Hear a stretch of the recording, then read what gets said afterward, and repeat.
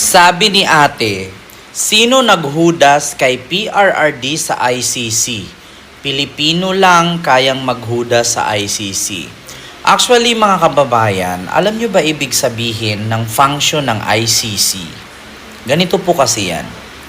Kung batas lang ng Pilipinas ang susunod, bukas makalawa, makakalaya agad si Digong. Bakit? Si Digong po kasi dating presidente, kinakatakutan yan ng Korte Suprema, ng Ombudsman, or kahit sino pa man. Kasi isa lang naman sabihin ni Digong, presidente na ako, piskal ako, mayor na ako. Ano ang kaya ninyo sa akin? So pag sa Pilipinas ikulong yan, nakakalaya agad. Or else habang kinukulong, naka-house arrest.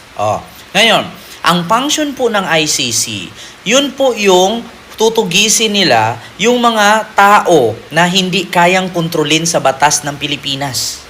Di ba? Alam nyo dito sa Pilipinas, kapag may pera ka, walang batas sa'yo. Pero pag mahirap ka, may batas sa'yo. Di ba? Dito sa Pilipinas, presidente ka noon, congressman ka noon, mayor ka noon, kahit malaki ang kasalanan mo, absuelto ka. Pero pag ordinaryong tao, makukulong ka. Kaya yan po ang totoong function ng ICC. Kaya po tinugi si Digong kasi hindi kayang kontrolin ng batas ng Pilipinas kasi si Digong po ay ma-impluwensya.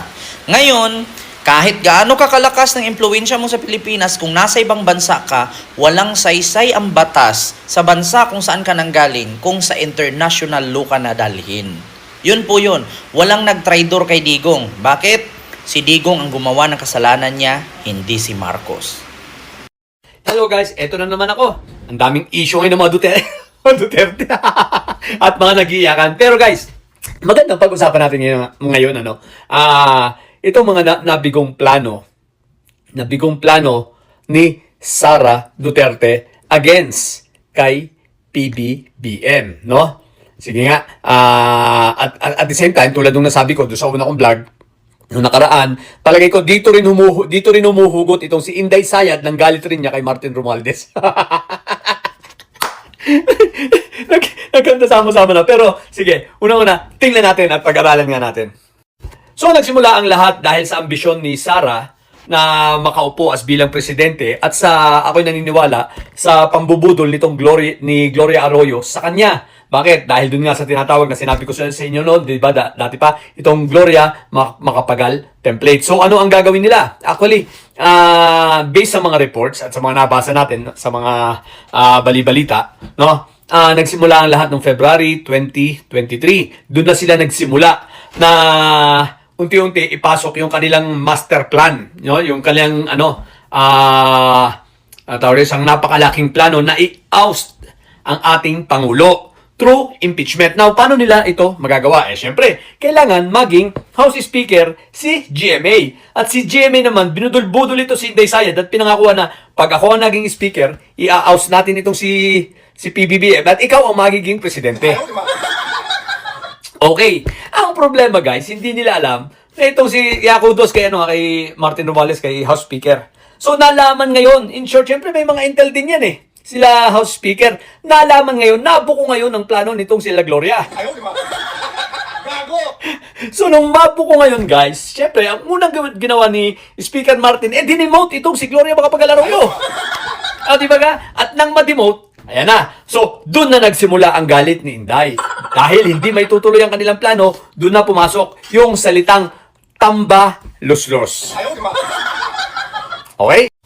At pagkatapos ng nabigong plano yun, dahil nga na-demote si Gloria, bigla-bigla, lumabas, nag-resign itong si Inday Sayad sa Lakas CMD na siyang partido ni Gloria sa sobrang dismaya. At diba, doon nga lumabas yung tambaluslos, pinakalat niya ng pinakalat ang tambaluslos at mga kung ano-ano pang mga alegasyon na dumating pati sa budget na kinokontrol na raw ni Congressman Solong, kinokontrol ni Ko at ni House Speaker Romualdez ang budget. So ang dami nilang mga pag-iyak na ginawa nito si Inday Sayad. Higit sa lahat yun nga, nag-resign siya as a member ng